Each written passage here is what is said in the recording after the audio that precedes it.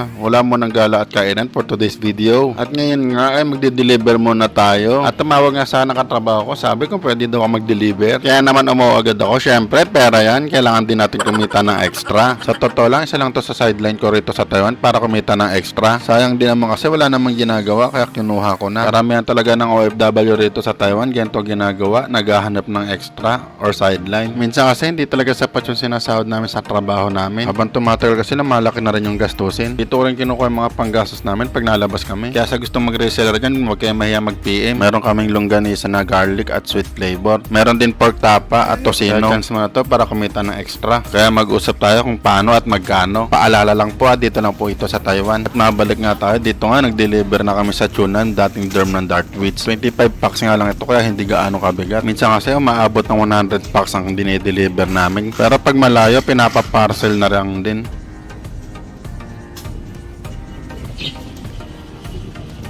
Dami pera yarn. Deliver lang.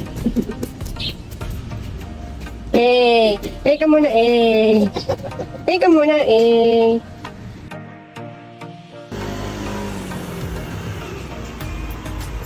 At dito nga, after namin mag-deliver at naibagay yung bayad, nagpunta na kami sa mart para bumili ng makakain. O diba, laking tulong ng pag-deliver, nakasurvive na agad isang araw namin pagkain. So paano, hanggang sa susunod na video na lang ulit. Bye-bye!